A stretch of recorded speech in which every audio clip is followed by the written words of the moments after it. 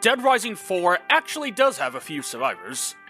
Mostly thanks to the final update adding proper side quests. But there are a few of the stranded survivors who will always spawn, not all of them are randomly generated. When we look at the survivors with proper PP to give, we find that there are exactly 10 candidates. And since none of them are getting above a C tier, let's forego the usual tier list and take the 2009 route. This is the top 10 Dead Rising 4 survivors. Initial Survivor is the most initial survivor to have ever initially survived. Their appearance and design is randomly generated, as are the other survivors, being either male or female and with any number of names and jackets. I'm really let down that they never turned Initial Survivor into the pilot of the downed helicopter, which would honestly make a good deal of sense. But it's not just the lack of character that puts Initial Survivor at the bottom. This is one of the few survivors with a hard mechanical problem. First, the reward for the survivors is not just the PP, but it also adds a survivor to the emergency shelter for that section of Willamette, unlocking more items from the vendors. However, the shelter must be secure first. Normally, the game gives you a chance to do so before any survivors spawn. Initial Survivor is the sole exception. So unless you ignore Initial Survivor, head out of your way to clear the shelter first, and then come back for Initial Survivor, you effectively just lose out on a survivor to contribute towards their total capacity. And the PP Initial Survivor gives is shockingly not helpful on a first playthrough, since there are many stores in the food court to discover that each give you 500 PP for the first time visit. So Initial Survivor really doesn't have much going for them. Truck Top Survivor should have been the Initial Survivor. There's really no reason for Initial Survivor to be where they are, since the game marks any survivors well before you encounter them, so you really don't have any way to miss Truck Top Survivor. You have to actively ignore them. Since Truck Top Survivor requires Frank to clear out the shelter first, there's no risk of an unrewarded rescue with them on a first playthrough. But beyond being the first true tutorial about the full mechanics of stranded survivors, Truck Top Survivor is not going to be anyone's favorite survivor. We have our first survivor with a distinctive name and design, though not a particularly interesting one. Jennifer is one of the 6 characters added in the final update. Her mission is for Frank to take some pictures, but she needs them done quickly or the mission fails. For some reason. It's not like she gets bored and then gets killed trying to take the photos herself. You just have to go back and try again. I can't help but feel like the dialogue could have been better in this regard. Like, her thinking that you might not be the real Frank West and issuing this challenge to prove you are, would have actually been a cute little jab at people acting like this Frank is an imposter.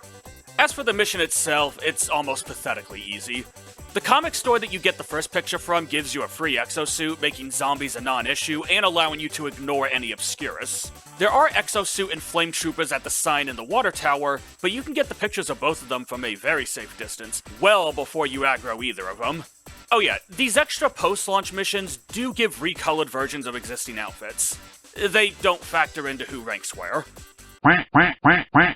Taylor is a very typical Dead Rising survivor. It's nice to see the fort-like nature of the hotel actually be used for something, but beyond giving some extra hostile survivors to kill for PP, Taylor isn't all that interesting.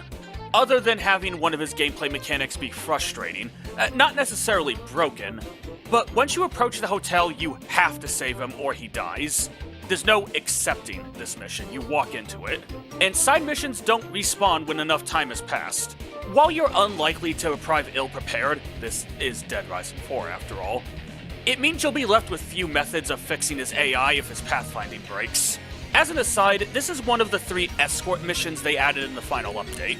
Although for these missions, the survivor doesn't follow Frank, likely due to limitations of how the game was coded from the get-go, if I had to guess. So instead, the survivor moves on their own and Frank must follow them to keep him safe. The AI also has a habit of getting into a fight with any zombie in its path. But Taylor not being armed with any weapons, and Frank being unable to directly arm survivors in this game, will get him held up on very small hordes. Again, not a big problem, but it is frustrating. Allison has a bland design for her character, and follows the same mission structure and annoyance that Taylor's mission has, but it is the better of the two. First, Allison actually has a katana to defend herself. It can still be annoying to follow her, since she has the most aggressive AI of the 3 escorts, despite easily having the most room to get around zombies. I do like that her mission requires the player to extinguish the fire blocking her path. I liked it when Dead Rising 2 did it, and I like it here. But I especially appreciate that it doesn't just have to be a fire extinguisher. Any combo weapon with ice properties will also do, like the ice sword or the ice grenades. Beyond that, it's a very straightforward mission that's just a little more functional than Taylor's. Okay, so this technically puts the count way above 10 for this list. The Panic Room survivors are survivors locked in a panic room, hence the name. Once you find their key card, you can open the door and let them out, at which point they will retreat to the nearest shelter. Not all the panic rooms have survivors, but the ones with survivors give the most PP. And panic room keys themselves give 500 PP when grabbed, so they're the most lucrative way of leveling up beyond abusing exosuits and story segments. But what pushes them to the top 5 is that you get to keep the keys when you restart the story, so on repeat playthroughs, you just get free PP without having to track the keys down. Given that once the player reaches level 80, the PP gotten from the standard game mode really doesn't do much for you, and that the level 100 perk of infinite sprinting is one of the only good abilities in the game, it's something you'll learn to appreciate. I get a feeling that Jean was originally meant to be saved during Queen Sandra's fight. He talks as if she's still alive, her grunts come back to defend the fort his key is in, and he's armed with an ice sword despite his escort being the shortest distance.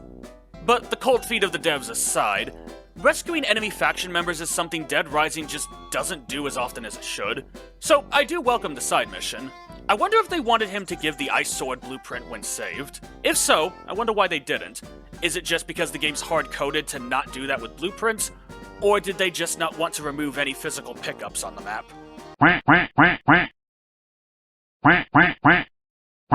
Sergeant Harris is a member of Obscurus that Frank can save at the start of Chapter 3, right as Obscurus HQ falls. He's also a savable enemy faction survivor, so that's immediately points in my book.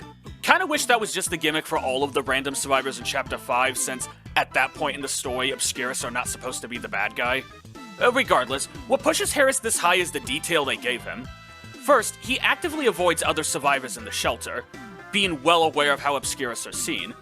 And while I couldn't get him to get it off more than one line this recording session, he has several minutes of potential banter to give Frank.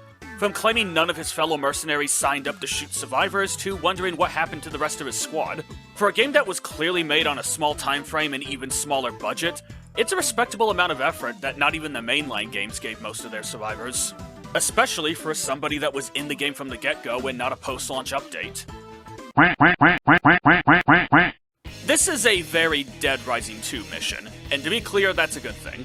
A survivor is more concerned with a rare vintage wine than the zombies. It's really stupid that he just happens to have a laser gun in his pocket, but that's likely for mechanical reasons, as it would be really annoying if the fresh and evolved zombies tore him apart before you got back. There's really not much else to say though, his mission's straightforward and the guy looks like Alex from Yick. I heard that game got a massive rework this year. Was it any better than the base game? This mission actually tries to address a plot criticism of the base game. That Tom goes from a crazy ally to a dictator psychopath off-screen. Jamie having a friend of his executed by Tom's men, and having to get the evidence before Jamie is next on the chopping block, is a decent extension of that. It doesn't save the story by any means, but it's a good effort to incorporate one of the few narrative plot points that actually goes somewhere into a side mission. The quest is also one of the more complete ones. You head down to a barn, find the corpse, and then get jumped by the looters, which, if you haven't played the game yet, is the first hint that they're working for Tom. And by first, I mean only hint, before the game just outright tells you. They come in waves and have both ranged and melee weapons.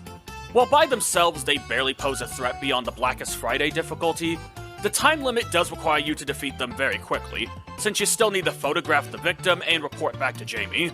And honestly, that's all there is. It feels like a Dead Rising side quest, and one that would be a decent mix-up from the usual. There's no other mission in the series where the player has to find a deceased survivor to convince another it's time to leave. And as backhanded as this may be, making me wish something was in a better game than Dead Rising 4 means you did something right. I hope you enjoyed this little April Fool's video. While this video was recommended by fellow YouTubers throwing out rocks over in my Discord, the execution and decision to go through with it was inspired by the Simpsons channel The Real Jims, and how he handles April Fool's Day. You see, I'm not a huge fan of the useless video, and the idea of making a goofy or stupid one that people might watch more than once is way more appealing. If you're interested in joining my Discord channel, head on over to my community post here on YouTube. I would post the link down below in the comments, but even when I set the link to don't expire, it still expires in a week anyway. So instead, I'm just going to be regularly updating community posts with fresh links.